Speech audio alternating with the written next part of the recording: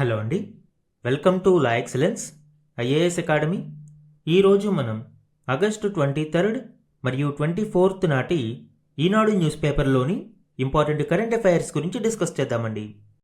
Before that మనము previous క్లాస్లోని question గురించి చూద్దాము. క్రింది వాటిలో ఐఎన్ఎస్ మాంగ్రోల్ యొక్క వ్యూహాత్మక ప్రాముఖ్యతను ఏది ఉత్తమంగా వివరిస్తుంది? లాస్ట్ క్లాస్లో మనము ఐఎన్ఎస్ మాంగ్రోల్కి సంబంధించి కీ డీటెయిల్స్ గురించి డిస్కస్ చేయడం జరిగింది. ఆ కంటెక్స్ట్లో ఈ క్వశ్చన్ ఇచ్చాను అండి.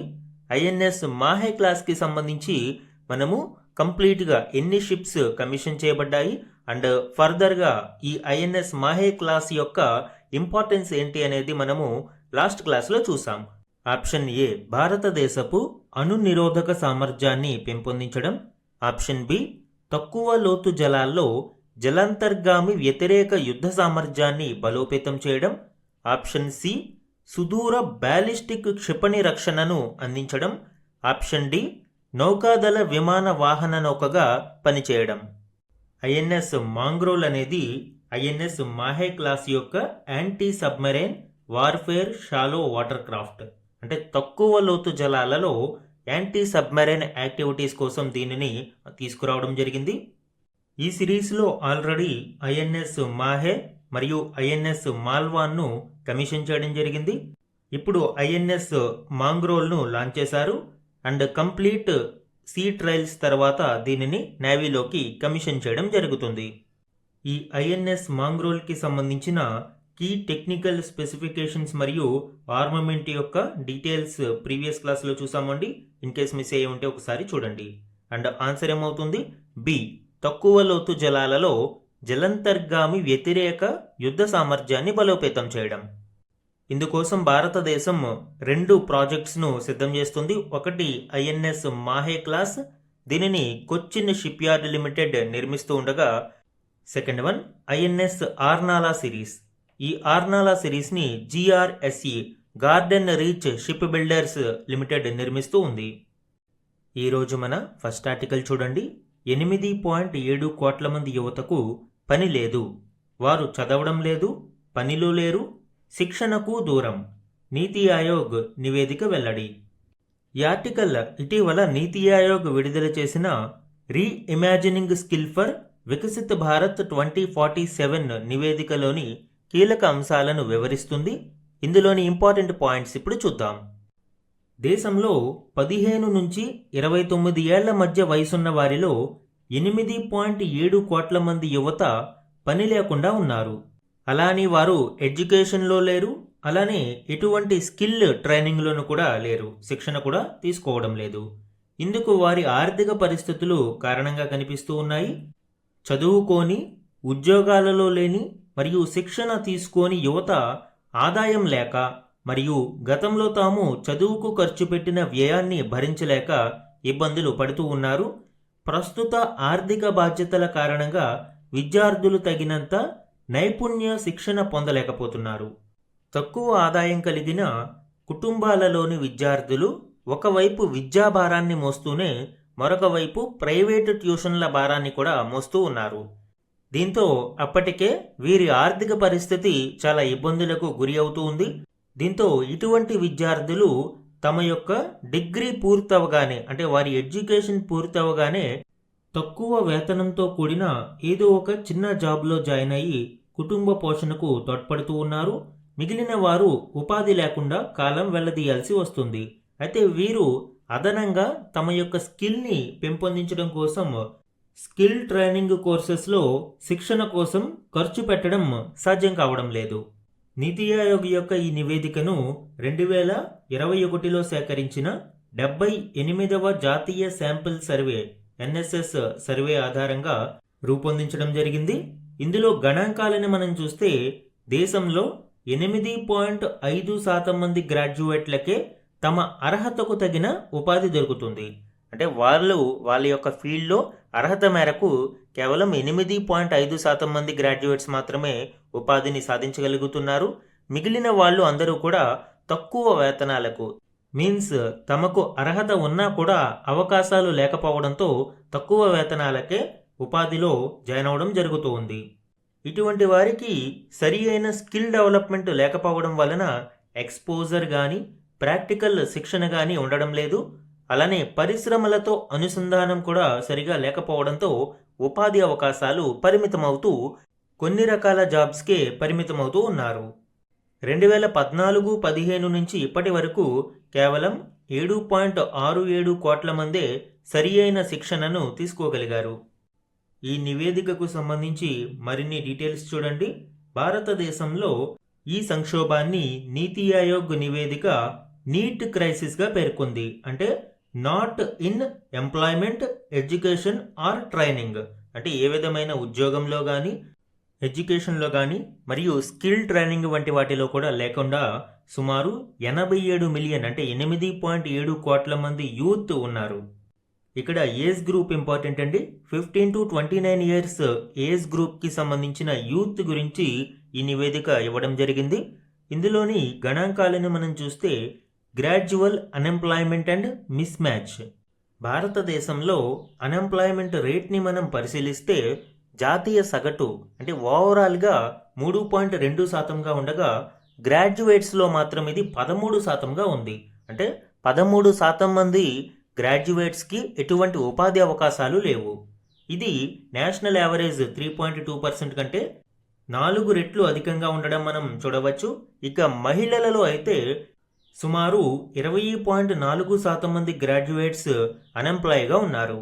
ఇక ఎంప్లాయ్మెంట్ సాధించిన వారి విషయంలో కూడా కేవలం 8.25% మంది మాత్రమే తమ అర్హతకు తగిన జాబ్ను చేస్తూ ఉన్నారు. మిగిలిన 91.75% మంది అన్అలైన్డ్ రోల్స్ అంటే తమకు సరిపడని అంటే తమ అర్హతకు సరిపడని తక్కువ స్థాయి ఉద్యోగాలలోనే సరిపడుతూ ఉన్నారు. సో ఈ విధంగా క్వాలిఫికేషన్ మిస్ మ్యాచ్ అనేది కూడా మనం చూడవచ్చు. ఇక జెనరిక్ డిగ్రీ ప్రాబ్లం అంటే చాలామంది యువత ఒకే విధమైన కోర్సెస్లో జాయిన్ అవుతూ వాటికి సంబంధించిన స్ట్రక్చరల్ ఎంప్లాయ్మెంట్ ఆపర్చునిటీస్ ఏ విధంగా ఉన్నాయనేది చూడకుండా సుమారు 2 కోట్ల మంది యువత వీక్ ఎంప్లాయ్మెంట్ లింక్ డిగ్రీస్లో జాయిన్ అవుతూ ఉండడంతో వారికి సరి అయిన ఉపాధి అవకాశాలు దొరకడం లేదు. మొత్తం 3.4 కోట్ల మంది అండర్ గ్రాడ్యుయేట్స్లో 2 కోట్ల మంది విద్యార్థులు ఇటువంటి వీక్ ఎంప్లాయ్మెంట్ లింక్ డిగ్రీస్లో జాయిన్ అవుతూ వారు ఈ నిరుద్యోగంలో చిక్కుకుంటూ ఉన్నారు. అలానే మహిళలు ఫార్మల్ వర్క్ ఫోర్స్లో కేవలం 3% మంది మాత్రమే ఉండగా 71% మంది ఇన్ఫార్మల్ వర్క్లో కానీ ఈ నీట్ కేటగిరీలో కానీ ఉండడం ఇక్కడ మనం చూడవచ్చు. సో ఇవన్నీ కూడా భారతదేశంలోని నీట్ క్రైసిస్ మరియు అన్ఎంప్లాయ్మెంట్ ఇష్యూస్ అలానే క్వాలిఫికేషన్ మిస్ మ్యాచ్ ఇష్యూస్తో పాటు జెనరిక్ డిగ్రీ ప్రాబ్లమ్స్ని గురించి వివరిస్తూ ఉంది. ఇక కోర్ కాజెస్ ఐడెంటిఫైడ్ బై నీతి ఆయోగ్, ఈ పరిస్థితులకు కారణాలు ఏంటి అనేది ఇక్కడ చూస్తే lack of job ready skills అనేది ప్రధానంగా చూడవచ్చు. అంటే ఒక జాబ్కి కావలసిన నైపుణ్యాలు అనేవి మన విద్యా వ్యవస్థ అందించడం లేదు. కమ్యూనికేషన్ ఇష్యూస్ కావచ్చు, అప్లైడ్ ప్రాబ్లమ్ సాల్వింగ్ స్కిల్స్ కావచ్చు, డిజిటల్ లిటరసీ అనేది కావచ్చు, ఇవన్నీ కూడా విద్యార్థులలో కొరత స్పష్టంగా కనిపిస్తూ ఉంది. అలానే థియరిటికల్ ఓవర్లోడ్, ఎక్కువగా విద్యార్థులు ఈ బట్టి చదువులకు ర్యాంకుల వేటలోనూ వెళ్తూ ఉన్నారు తప్ప ప్రాక్టికల్ ప్రాబ్లమ్ సాల్వింగ్ క్యారెక్టరిస్టిక్స్ అనేవి డెవలప్ చేసుకోవడం లేదు. ఇక భారతదేశంలో వొకేషనల్ కోర్సెస్కి చాలా చిన్న చూపు మనం చూడవచ్చు. కేవలం 12 సెకండరీ స్కూల్స్లో ఒక స్కూల్ మాత్రమే ఇటువంటి వొకేషనల్ ట్రైనింగ్స్ని అందిస్తూ ఉన్నారు. దీనితో పాటు ముందుగా చెప్పుకున్నట్టు ఫైనాన్షియల్ బ్యారియర్స్, కేవలం ఆ సాంప్రదాయ డిగ్రీ పట్టాను చేతపట్టుకుని తక్కువ జీతాలకు యువత జాయిన్ అవుతూ ఉన్నారు. కాస్ట్ ఆఫ్ అప్ స్కిల్లింగ్ అనేది ఎక్కువగా ఉండడంతో వారు తమ నైపుణ్యాలను మెరుగుపరుచుకోవడానికి దృష్టి సారించడం లేదు. ఇక another major issue government job churn. భారతదేశంలో ఎక్కువగా ఈ గవర్నమెంట్ జాబ్స్కి ప్రిపేర్ అవుతూ ఎటువంటి అన్ఎంప్లాయ్మెంట్లో కానీ అలాగే వీళ్ళు ఫార్మల్ ఎడ్యుకేషన్లో కూడా ఉండరు. వీళ్ళు కాంపిటేటివ్ ఎగ్జామ్స్కి ప్రిపేర్ అవుతూ ఉంటారు. బట్ ఇక్కడ సక్సెస్ రేషియో అనేది చాలా తక్కువగాను అండ్ ఇటీవలి కాలంలో కాంపిటీషన్ అనేది చాలా విపరీతంగాను పెరిగిపోతుంది. ఇక్కడ గణాంకాలను మనం చూస్తే కేవలం 55,000 పోస్ట్స్కు సగటున 1.86 కోట్ల అప్లికేషన్స్ వస్తూ ఉన్నాయి. సో ఎంత కట్ థ్రోట్ కాంపిటీషన్ అనేది మనకి అర్థమవుతుంది. సో ఇవన్నీ కూడా నీతి ఆయోగ్ హైలైట్ చేసిన కోర్ కాజెస్. మరి దీనికి సంబంధించి సొల్యూషన్స్ ఏంటి, పరిష్కార మార్గాలు ఏంటి అనేది చూస్తే ఎర్లీ స్కిల్ ఇంటిగ్రేషన్. విద్యార్థి దశలోనే ఈ విద్యార్థులందరికీ కూడా స్కిల్ డెవలప్మెంట్ మీద దృష్టి సారించాలి. ముఖ్యంగా ఎంప్లాయబిలిటీ మరియు ఎంటర్ప్రెన్యూర్షిప్ స్కిల్స్తో పాటు వొకేషనల్ ట్రైనింగ్ని కూడా క్లాస్ 9th నుంచి అందించాల్సిన అవసరం ఉంది. ఎవరైతే ఈ నీట్ క్రైసిస్లో చిక్కుకుని ఉన్నారో అటువంటి వారికి వారి ఫైనాన్షియల్ బ్యారియర్స్ తొలగే విధంగా నైపుణ్యాభివృద్ధిని చాలా చవకగాను లేదా పూర్తి ఉచితంగాను అందించాల్సిన అవసరం ఉంది.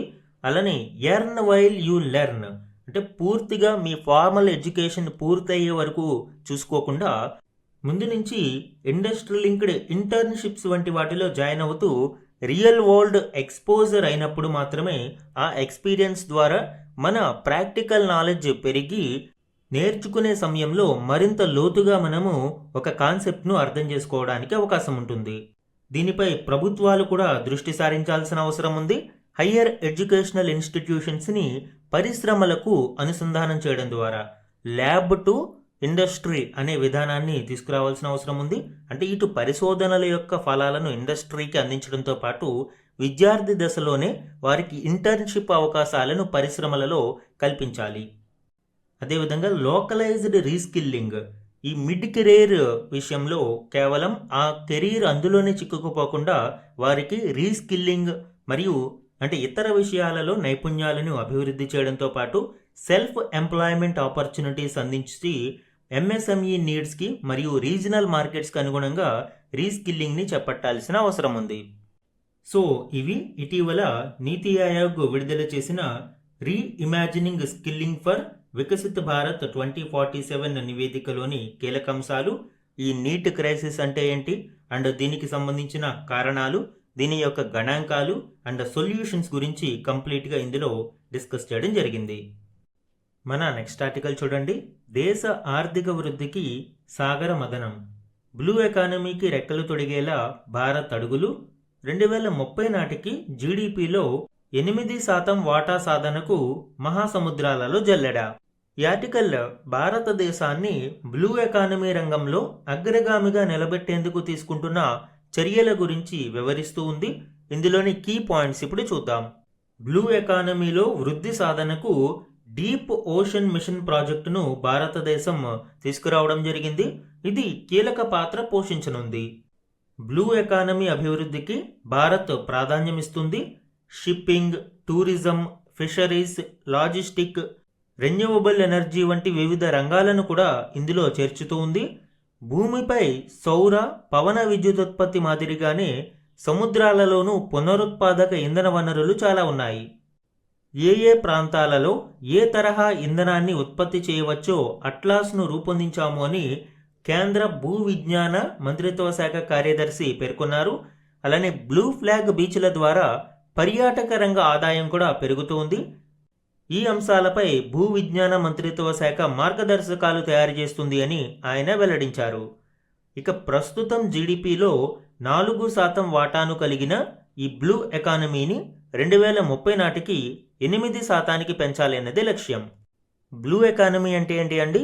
సముద్ర ఆధారంగా మనకి జరిగే ఈ ఎకనామిక్ యాక్టివిటీస్ ద్వారా జీడిపికి యాడ్ అయ్యే వాల్యూని మనము బ్లూ ఎకనామిక్ యాక్టివిటీస్ అంటాము.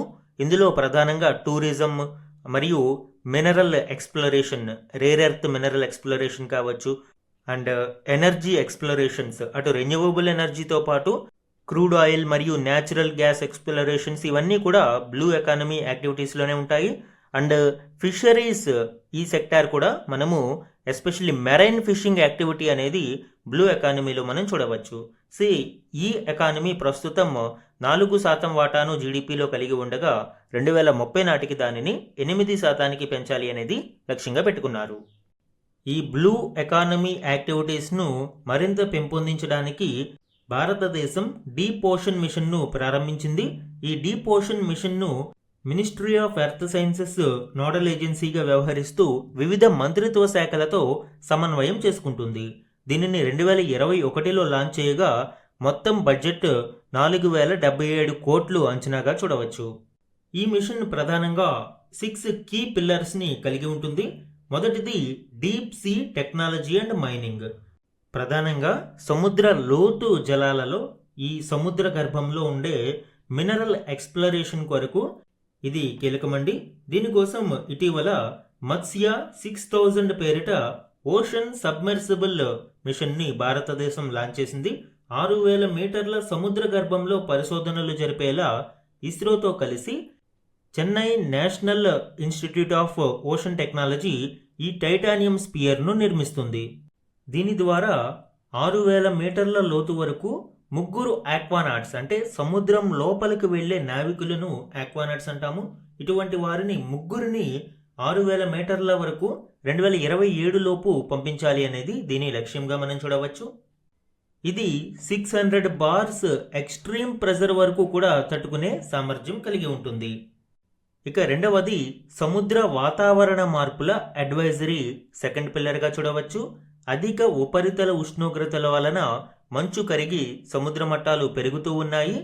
ఇండియన్ ఓషన్లో మనం చూస్తే ఈ పెరుగుదల ఏడాదికి 4 మిల్లీమీటర్స్గా ఉంది. ప్రాంతాల వారీగా మార్పులు, తీర ప్రాంతాలపై ప్రభావం, అలానే మున్ముందు తుఫాన్ల యొక్క ఇంటెన్సిటీ ఏ విధంగా ఉండనుంది, అలల తీవ్రత ఏ విధంగా మారుతుంది, అండ్ తీర ప్రాంత కోత అనేది ఎందుకు ఇంటెన్సిటీ పెరుగుతూ ఉంది, ఇటువంటివన్నీ కూడా ఇన్కాయిస్ సంస్థలో పరిశోధనలు చేస్తూ ఉన్నారు. సో 2028 నాటికి దీని మీద స్పష్టత రానుంది. ఇక మూడవ పిల్లర్ సముద్ర జీవ వైవిధ్యంపై మ్యాపింగ్. బయోడైవర్సిటీకి సంబంధించి బయోడైవర్సిటీ కన్జర్వేషన్, ఈ మెరైన్ బయోడైవర్సిటీ యొక్క సంరక్షణను ఇది ప్రధానంగా ప్రాధాన్యతను ఇస్తూ ఉంది. అలానే ఇటీవల ఇండియన్ కోస్ట్ సముద్ర జలాలలో 40కి పైగా సీ మౌంట్స్ను గుర్తించడం జరిగింది. ఇక్కడ సాగరంలోని జీవ వైవిధ్యంపై DNA డేటా బ్యాంకు రూపొందిస్తున్నారు. ఈ సీ మౌంట్స్ అనేవి ఒక రకమైన పర్వత ప్రాంతాలు లాంటివి. అయితే వీటి పీక్స్ అనేవి సముద్ర ఉపరితల జలాల పైకి రావు. ఇవి సముద్రంలోనే సబ్మెర్సిబుల్ అయి ఉన్నాయి. కాబట్టి వీటిని సీ మౌంట్స్ అని అంటారు. ఈ ప్రాంతాలలో కొత్తగా సముద్ర జంతువులు, మాలిక్యూల్స్ని గుర్తించి వాటి ద్వారా కలిగే ప్రయోజనాలను తెలుసుకుంటున్నాము అని కేంద్ర భూ విజ్ఞాన మంత్రిత్వ శాఖ సెక్రటరీ వివరించారు. ఇది ప్రధానంగా బయో ప్రాస్పెక్టింగ్ మైక్రోబ్స్తో పాటు ఫ్లోరా, ఫానా అనేవి మెడిసిన్ అండ్ ఇండస్ట్రీ పర్పస్ ఏ విధంగా ఉపయోగించుకోవచ్చు అనే దాని మీద అధ్యయనాలు చేస్తూ ఉన్నారు. ఇక fourth one deep ocean mineral survey. సముద్ర లోతులలోని మిడ్ ఓషనిక్ రిడ్జెస్ ప్రాంతంలో లభించే ఈ పాలీమెటాలిక్ నాడ్యూల్ సైట్స్ని గుర్తించడంతో పాటు హైడ్రోథర్మల్ సల్ఫైడ్స్ మ్యాపింగ్ అనేది ఇందులో ప్రధానంగా చూడవచ్చు. ఈ పాలీమెటాలిక్ నాడ్యూల్స్ అంటే ఏంటి అండి? ఒకే రకమైన మినరల్ కాకుండా వివిధ రకాల మినరల్స్ ఇందులో ఉంటాయి. Metallic minerals like manganese, cadmium, nickel, cobalt తదితరాల నాడ్యూల్స్ గురించి అన్వేషణ జరుగుతూ ఉంది. NIOT మరియు national centre for polar and ocean research మరియు NIA భారత భూ విజ్ఞాన మంత్రిత్వ శాఖ సంయుక్తంగా సెంట్రల్ ఇండియన్ ఓషన్ బేసిన్లో 10,000 చదరపు కిలోమీటర్ల మేర సర్వేను నిర్వహించాయి. వీటికి సంబంధించి మైనింగ్ ఆపరేషన్స్ నిర్వహిస్తే సముద్ర పర్యావరణం మీద పడే ప్రభావం గురించి కూడా పరిశోధనలు జరుగుతున్నాయి. ఇక విద్యుదుత్పత్తి సంబంధించి మనం చూస్తే ఓషన్ ఎనర్జీ అండ్ ఫ్రెష్ వాటర్కి సంబంధించి సముద్ర ఉపరితలం మరియు సముద్ర గర్భానికి నడుమ ఉష్ణోగ్రత 10 to 15 degrees వేరియేషన్ ఉంటుంది. దీని నుంచి వేరియేషన్ని ఉపయోగించుకుని విద్యుత్తును ఉత్పత్తి చేసేలా NIOT పరిశోధనలు సాగిస్తుంది. సముద్ర జలాలలోని డిఫరెంట్ లేయర్స్లో ఉన్న థెర్మల్ డిఫరెన్సెస్ని ఆధారంగా చేసుకుని ఎలక్ట్రిసిటీ జనరేషన్ కోసం ఈ పరిశోధనలు జరుగుతూ ఉన్నాయి. అలానే త్రాగునీటి కొరతను పరిష్కరించే దిశగా డీశాలినేషన్ ప్లాంట్లను ఏర్పాటు చేస్తూ ఉన్నారు. సముద్ర నీటిలోని సెలినిటీని తగ్గించి అది సురక్షితమైన మంచినీరులాగా మారే విధంగా ఈ డీశాలినేషన్ ప్లాంట్లు పనిచేస్తాయి. అలానే ఈ మత్స్య 6000 మరియు సముద్రయాన్ ప్రాజెక్ట్స్ ద్వారా భారతదేశం డీప్ సీ టెక్నాలజీలో ఎలైట్ గ్రూప్లో జాయిన్ అయింది. Especially US, Russia, Japan, France, China వంటి దేశాల సరసన భారతదేశం కూడా నిలవడం విశేషం. ఈ డీప్ ఓషన్ మిషన్ యొక్క స్ట్రాటజిక్ అండ్ ఎకనామిక్ సిగ్నిఫికెన్స్ని మనం చూస్తే అన్లాకింగ్ క్రిటికల్ మినరల్స్. సముద్ర గర్భంలో పాలీమెటాలిక్ నాడ్యూల్స్ రూపంలో ఉన్న మ్యాంగనీస్, నికెల్, కోబాల్ట్, కాపర్ వంటి వివిధ క్రిటికల్ మినరల్స్ అనేవి ఎక్స్ప్లోర్ చేయడానికి ఇది దోహదపడుతుంది. వీటిని EV batteries, smart phones, solar panels మరియు ఎలక్ట్రానిక్ డివైజెస్లో వినియోగిస్తూ ఉంటాము. ఎస్పెషల్లీ సెంట్రల్ ఇండియన్ ఓషన్ బేసిన్లో దీనిని మనము ఎక్స్ప్లోరేషన్స్ ఎక్కువగా జరుపుతూ ఉన్నారు. అలానే territorial mapping and resource opportunities కొరకు కూడా మనం చూడవచ్చు. అలానే భారతదేశం ఎక్స్టెన్సివ్ కోస్ట్ లైన్ని కలిగి ఉంది. సుమారు 11,098 కిలోమీటర్ల కోస్ట్ లైన్ని భారతదేశం కలిగి ఉంది. అండ్ ఈ ఎక్స్క్లూజివ్ ఎకనామిక్ జోన్ సుమారు 2.37 మిలియన్ స్క్వేర్ కిలోమీటర్స్ కలిగి ఉంది. సో వీటన్నిటిని మనము టెరిటోరియల్ మ్యాపింగ్ చేసి రిసోర్స్ ఆపర్చునిటీస్ని మెరుగుపరుచుకోవడానికి సహాయపడుతుంది. అలానే డిజాస్టర్ మిటిగేషన్ సమయంలో కూడా ముందస్తుగానే బెటర్ డేటా కలెక్షన్ మరియు మ్యాప్స్ ప్రిపరేషన్ ద్వారా ఈ విపత్తును ఎదుర్కోవడానికి దోహదపడతాయి. ఎస్పెషల్లీ సునామీ మరియు హెవీ స్టార్మ్ అలర్ట్ సిస్టమ్స్కి ఇవి చాలా కీలకం. సో ఈ విధంగా డీప్ ఓషన్ మిషన్ యొక్క ప్రాధాన్యతను గురించి మనము ఇక్కడ చూడవచ్చు అండి. మన నెక్స్ట్ ఆర్టికల్ చూడండి. ప్రవేశపెట్టడమే ఆలస్యం, ఆమోదమే. ఈ ఆర్టికల్ ఇటీవల పార్లమెంటు యొక్క వ్యవధి అంటే పనిచేసే దినాల యొక్క సంఖ్య క్రమేపీ తగ్గిపోతూ ఉండడం గురించి పిఆర్ఎస్ లెజిస్లేటివ్ రీసెర్చ్ విడుదల చేసిన నివేదికలోని కీలక అంశాలను వివరిస్తుంది. ఇందులోని ఇంపార్టెంట్ పాయింట్స్ ఇప్పుడు చూద్దాం. శాసన రూపకల్పనకు సంబంధించి చట్టసభలలో సుదీర్ఘ చర్చలు జరగడం, విపక్షాలు, వివిధ భాగస్వామ్య వర్గాల అభిప్రాయాలను పరిగణలోకి తీసుకోవడం ఎంతో అవసరం. అయితే ఇటీవలి కాలంలో పార్లమెంటులో బిల్లులను ప్రవేశపెట్టిన సెషన్లోనే ఆమోదించే ధోరణి ఎక్కువగా పెరుగుతూ ఉంది అని పిఆర్ఎస్ లెజిస్లేటివ్ రీసెర్చ్ విడుదల చేసిన నివేదిక వెల్లడించింది. గణాంకాలను పరిశీలిస్తే 18వ లోక్సభలో ఇప్పటి వరకు ప్రవేశపెట్టిన 64 బిల్లులలో 34 బిల్లులు అంటే 53% పైగా ప్రవేశపెట్టిన సెషన్లోనే ఉభయ సభల ఆమోదం పొందాయి.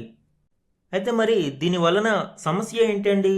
ఇలా ఒకే సెషన్లోనే బిల్లులు ఆమోదం పొందితే ఇక్కడ చర్చ అనేది చాలా తక్కువగా జరుగుతుంది. ఇటువంటి బిల్లుల మీద ఎంపీలకు లోతుగా అధ్యయనం చేయడానికి మరియు భాగస్వామ్య వర్గాలతో చర్చించడానికి సరి అయిన సమయం లేకుండానే బిల్లులు చట్టరూపంలోకి మారుతాయి. దీనివలన బిల్లులలో ఏవైనా అవసరమైన అమెండ్మెంట్స్ ఉన్నట్లయితే ఎంపీలు వాటిని అధ్యయనం చేసి అమెండ్మెంట్స్ ప్రతిపాదించడానికి కూడా సమయం ఉండడం లేదు. 16వ లోక్సభలో ఇటువంటి ఒకే సెషన్లో ఆమోదించబడిన బిల్లుల శాతం చూస్తే 33%గా ఉండగా 17వ లోక్సభలో అయితే అత్యధికంగా 62%గా చేరింది. ఇక ఇటీవల ముగిసిన వర్షాకాల సమావేశంలో అయితే ఈ వేగం చాలా స్పష్టంగా కనిపించింది. ప్రవేశపెట్టిన 12 బిల్లులలో 11 బిల్లులను సెషన్ ముగిసేలోపే పార్లమెంటు ఆమోదించింది. సో ఈ విధంగా త్వరితగతిన బిల్లులను ఆమోదించడం వలన తీవ్ర ప్రతికూల పరిణామాలు చోటు చేసుకుంటున్నాయి. బిల్లు ప్రవేశపెట్టిన వెంటనే ఆమోదించడం వలన ఎంపీలకు ఆ బిల్లులోని ప్రతిపాదనలను లోతుగా అధ్యయనం చేసే సమయం దక్కడం లేదు.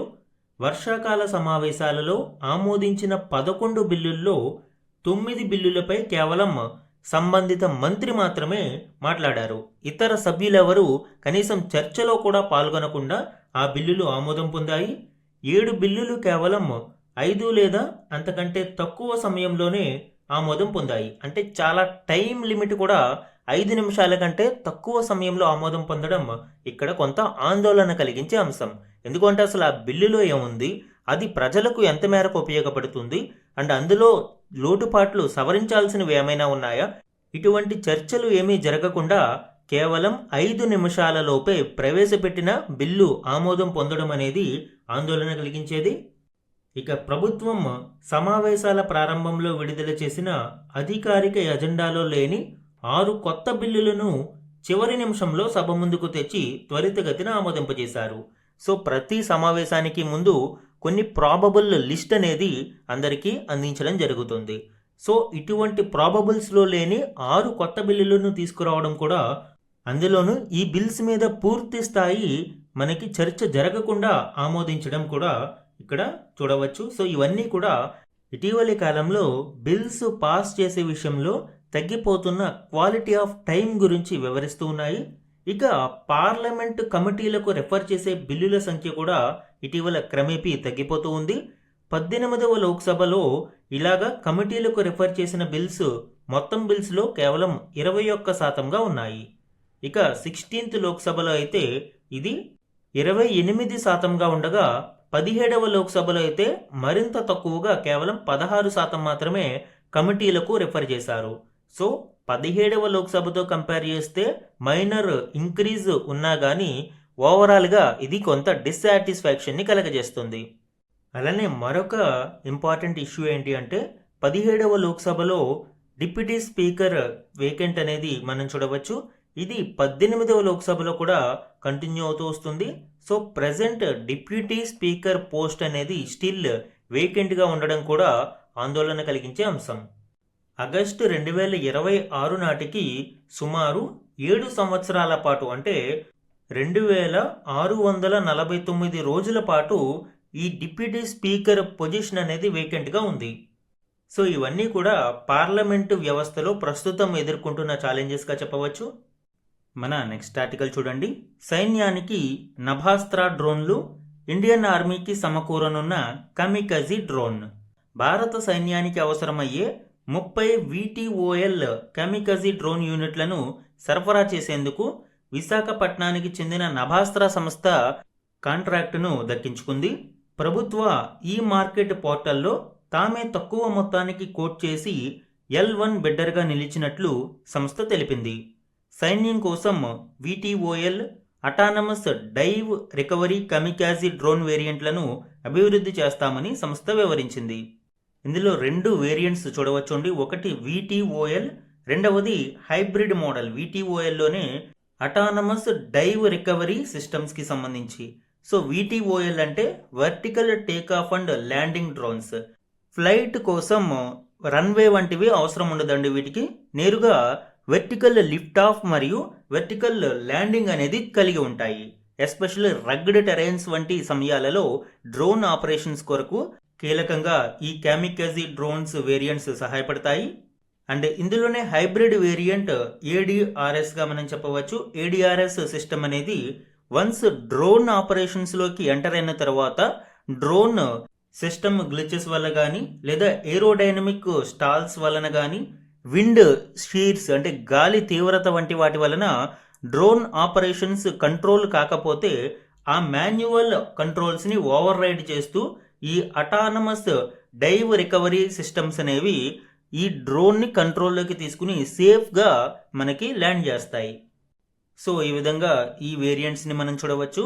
అయితే ఈ కాంట్రాక్ట్లోని 30 డ్రోన్స్కి సంబంధించిన కీ స్పెసిఫికేషన్స్ గురించి పూర్తి వివరాలు బయటికి రాకున్నా నభాస్త్రా యొక్క అక్షయ్ VTOL ఆల్రెడీ మనకి దీని యొక్క ఆపరేషన్స్ ఏ విధంగా ఉంటాయి, టెక్నికల్ స్పెసిఫికేషన్స్ ఏ విధంగా ఉన్నాయి అనేది తెలుస్తుంది. దీని ప్రకారమే ఈ 30 డ్రోన్స్ కూడా ఉండే అవకాశం ఉంది. అక్షయ్ VTOL కామికజీ డ్రోన్స్ పర్ఫార్మెన్స్ మనం చూస్తే సుమారు 9 నుంచి 15 kgల టేక్ ఆఫ్ వెయిట్ను ఇది క్యారీ చేయగలుగుతుంది. అండ్ ఫ్లైట్ ఎండ్యూరెన్స్ 40 నుంచి 60 నిమిషాల పాటు గాలిలో ఇది ఆపరేషన్స్ను నిర్వహించగలుగుతుంది. అలానే సీ లెవెల్కి 4000 నుంచి 5000 మీటర్ల ఎత్తు వరకు కూడా ఆపరేషన్స్ను నిర్వహించే సామర్థ్యం ఇది కలిగి ఉంటుంది. ఇక ప్రొపల్షన్ అండ్ స్ట్రక్చర్ మనం చూస్తే మల్టీ రోటార్ సిస్టమ్ ఇందులో ప్రధానంగా చూడవచ్చు. High stability vertical take off and landing control కొరకు ఇది సహాయపడుతుంది. సో మనకి ఈ VTOL టెక్నాలజీ గురించి ఇప్పుడే చెప్పుకున్నాము. అలానే stream lined fixed wing body అనేది ఇక్కడ చూడవచ్చు. High speed forward cruise efficiency కొరకు అంటే మనకి గాలిలో ముందుకు వేగంగా దూసుకు వెళ్ళడానికి ఇది కీలకంగా సహాయపడుతుంది. అండ్ లో రాడార్ క్రాస్ సెక్షన్ కొరకు T300 aerospace grade carbon fibre మరియు లైట్ వెయిట్ కాంపోజిట్ మ్యాట్రిసెస్ని ఇందులో వినియోగించారు. తద్వారా రాడార్స్కి చిక్కకుండా కూడా మనము ఆపరేషన్స్ నిర్వహించడంలో ఇవి దోహదపడతాయి. అండ్ బ్రష్లెస్ లో అకోస్టిక్ ఎలక్ట్రిక్ మోటార్స్ని ఇందులో వినియోగించడం వలన వర్చువల్లీ కంప్లీట్ సైలెంట్ ఆపరేషన్స్లో అంటే అండర్ 40 డెసిబిల్స్ నాయిస్ మాత్రమే ఇది క్రియేట్ చేస్తుంది. తద్వారా సైలెంట్ ఆపరేషన్స్ ఇది నిర్వహిస్తుంది. పేలోడ్ అండ్ మిషన్ ఇంటెలిజెన్స్ కెపాసిటీని మనం చూస్తే 1 to 2.5 kg మాడ్యులర్ పేలోడ్ను ఇది క్యారీ చేయగలుగుతుంది. ఇందులో ఎలక్ట్రో ఆప్టికల్ మరియు ఇన్ఫ్రారెడ్ మైక్రో కెమెరాస్ ఉండడంతో పగలు మరియు రాత్రి సమయాలలో కూడా ఆపరేషన్స్ను సమర్థవంతంగా ఇది నిర్వహించగలుగుతుంది. అండ్ ఏఐ డ్రివెన్ ఫ్లైట్ కంట్రోలర్తో పాటు dual GPS and Navik satellite tracking systems ఇందులో మనం చూడవచ్చు. And circular error probable strike accuracy less than 2 meters. ఏదైనా కానీ అటాకింగ్ వెపన్స్ కానీ మిజైల్ కానీ దాని యొక్క ఎఫిషియన్సీని అంచనా వేయడానికి ఈ సిఈపి స్ట్రైక్ రేంజ్ని చూస్తారు. ఇది లెస్ దాన్ 2 meters అంటే చాలా ఖచ్చితమైన యాక్యురసీని కలిగి ఉంది. ఎలక్ట్రానిక్ వార్ఫేర్ రెసిలెన్స్ కూడా ఇందులో మనం చూడవచ్చు. యాంటీ జామింగ్ యాంటెనాస్ ఇది కలిగి ఉంటుంది. తద్వారా డ్రోన్ ఆపరేషన్స్ని జామ్ చేయకుండా ఇది నిరోధిస్తుంది. ఇవన్నీ కూడా ప్రస్తుతం నభాస్త్రా యొక్క అక్షయ్ VTOLకి సంబంధించినవి. మ్యాక్సిమం ఇటువంటి టెక్నికల్ స్పెసిఫికేషన్స్తోనే ఈ 30 VTOL మరియు ADRS వేరియంట్స్ కెమికోజ్ డ్రోన్స్ని సరఫరా చేసే అవకాశం ఉంది. ఈరోజు ఇంపార్టెంట్ 1 లైనర్ కరెంట్ అఫైర్స్ చూడండి. యువ రెజ్లర్ కాజల్ దోచాక్ వరుసగా రెండవసారి అండర్-20 ప్రపంచ రెజ్లింగ్ ఛాంపియన్షిప్ టైటిల్ కైవసం చేసుకుంది. ఇటీవల స్లోవేకియాలోని బ్రటస్లావాలో జరిగిన మ్యాచ్లో ఈమె 76 kgల ఫైనల్లో 7-0తో చైనాకు చెందిన జింగ్రుసన్ను ఓడించింది. స్పోర్ట్స్ కరెంట్ అఫైర్స్లో చూడండి. అలానే నెక్స్ట్ వన్, ఒక కణంలోని జన్యువుల క్రియాశీలతను విశ్లేషించడం ద్వారా దాని జీవ సంబంధ వయసును అంచనా వేయగల పరికరాన్ని స్వీడన్కు చెందిన కరోలిన్ స్కా ఇన్స్టిట్యూట్ మరియు స్టాక్హోమ్ విశ్వవిద్యాలయ పరిశోధకులు రూపొందించారు. కణంలో ఏ జన్యువులు చురుగ్గా ఉన్నాయి, ఏవి నిశ్చలంగా ఉన్నాయో అనేది పాస్తా అనే ఈ పరికరం నిర్ధారించగలుగుతుంది. ఇది కణాల వృద్ధాప్యాన్ని ప్రభావితం చేసే పదార్థాలను గుర్తించడంతో పాటు వయసు మళ్లిన బలహీన కణాలను, స్టెమ్ సెల్ లాంటి కణాలను వేరు చేసి చూపగలుగుతుంది. నెక్స్ట్ వన్, ఐఎన్ఎస్ మంగ్రోల్ గురించి ఈరోజు క్లాస్లో కూడా మనము క్వశ్చన్ ఆఫ్ ద డే గురించి చెప్పుకున్నాము. సో ఇవి ఇంపార్టెంట్ 1 లైనర్ కరెంట్ అఫైర్స్ అండి. ఇక మాదిరి ప్రశ్నలు చూడండి. ఏ దేశ విదేశాంగ శాఖ మంత్రి సీనియర్ దౌత్యవేత్త అయిన ఖలీలుర్ రెహమాన్ ఐక్యరాజ్య సమితి సర్వసభ్య సమావేశానికి 81వ సమావేశ అధ్యక్షుడిగా ఎన్నికయ్యారు? Answer Bangladesh. Secret ballot voting ద్వారా సైప్రస్కు చెందిన ఆండ్రియాస్ కకోరిస్ను ఓడించి ఈయన ఎన్నికయ్యారు. 2026 సెప్టెంబర్ 8 నుంచి ఏడాది పాటు ఈయన పదవిలో ఉంటారు. నెక్స్ట్ వన్, భారత్ ఇటీవల ఏ ప్రాంతంలో తన మొదటి మోడల్ బోర్డర్ విలేజ్ ప్రాజెక్టును ప్రారంభించింది? ఆన్సర్ చూమూర్. ఇది తూర్పు లదాఖ్లో చైనాతో ఉన్న LACకి సమీపంలో ఉన్న ఒక మారుమూల ప్రాంతం. వైబ్రెంట్ విలేజ్ ప్రోగ్రాం కింద అభివృద్ధి చేసిన ఈ కార్యక్రమం వాతావరణ మార్పులను తట్టుకోగల గృహాలను నిర్మించడం, పర్యాటకాన్ని ప్రోత్సహించడం, జీవనోపాధులను బలోపేతం చేయడం లక్ష్యంగా పెట్టుకుంది. మన ప్రీవియస్ క్లాసెస్లో ఈ వైబ్రెంట్ విలేజ్ ప్రోగ్రాం గురించి డీటెయిల్డ్గా డిస్కస్ చేశామండి. ఒకసారి ఈ స్కీమ్ని గురించి చూడండి. నెక్స్ట్ వన్, మైక్రోసాఫ్ట్ అమెరికాలోని ఏ రాష్ట్రంలో తన ఫెయిర్ వాటర్ AI డేటా సెంటర్ను ఆవిష్కరించింది? Answer Wisconsin. ఇందులో నీటి వినియోగాన్ని గణనీయంగా తగ్గించే ఒక వినూత్నమైన క్లోజ్డ్ లూప్ కూలింగ్ సిస్టమ్ ఉంది. మనకి ఇటీవలి కాలంలో డేటా సెంటర్ ప్రాజెక్టుల మీద అనేక ఆందోళనలు, ఎస్పెషల్లీ పర్యావరణవేత్తల నుండి నీటి వినియోగం ఎక్కువగా అవుతుందనే ఆందోళన మనం చూస్తూ ఉన్నాము. సో ఈ నేపథ్యంలో ఈ నీటి వినియోగాన్ని గణనీయంగా తగ్గించే క్లోజ్డ్ లూప్ కూలింగ్ సిస్టమ్ ఒక ప్రత్యేకతగా మనం చూడవచ్చు. $7.3 బిలియన్ ఈ ప్రాజెక్టు నీటి వినియోగంపై ఉన్న ఆందోళనలను పరిష్కరిస్తూనే AI మౌలిక సదుపాయాలు సుస్థిరంగా ఎలా అభివృద్ధి చెందగలవో ప్రదర్శిస్తున్నాయి. ఇవి ఇంపార్టెంట్ మాదిరి ప్రశ్నలు అండి. ఈరోజు మన క్వశ్చన్ ఆఫ్ ద డే గురించి చూడండి. సమకాలీన సైనిక పరిభాషలో కామికాజీ డ్రోన్ అనే పదం దేనికి అత్యంత దగ్గరగా సంబంధం కలిగి ఉంటుంది? ఈరోజు క్లాస్లో మనము నభాస్త్రా డ్రోన్స్కి సంబంధించి డీటెయిల్స్ చూసాము. నభాస్త్రా సంస్థ ఇటీవల భారత సైన్యం నుంచి ఒక కాంట్రాక్ట్ను దక్కించుకుంది. VLOT మరియు ADRS కామికాజీ డ్రోన్స్ను 30 వరకు భారత సైన్యానికి అందించాల్సి ఉంటుంది. సో ఈ కంటెక్స్ట్లో ఈ క్వశ్చన్ ఇచ్చాను అండి. 4 ఆప్షన్స్ ఇక్కడ ఇవ్వడం జరిగింది. కరెక్ట్ ఆప్షన్ని ఐడెంటిఫై చేసి ఆన్సర్ని కమెంట్ సెక్షన్లో కమెంట్ చేయండి. ఇవి ఈరోజు ఈనాడు న్యూస్ పేపర్లోని ఇంపార్టెంట్ కరెంట్ అఫైర్స్ మీద daily analysis. Thank you for watching.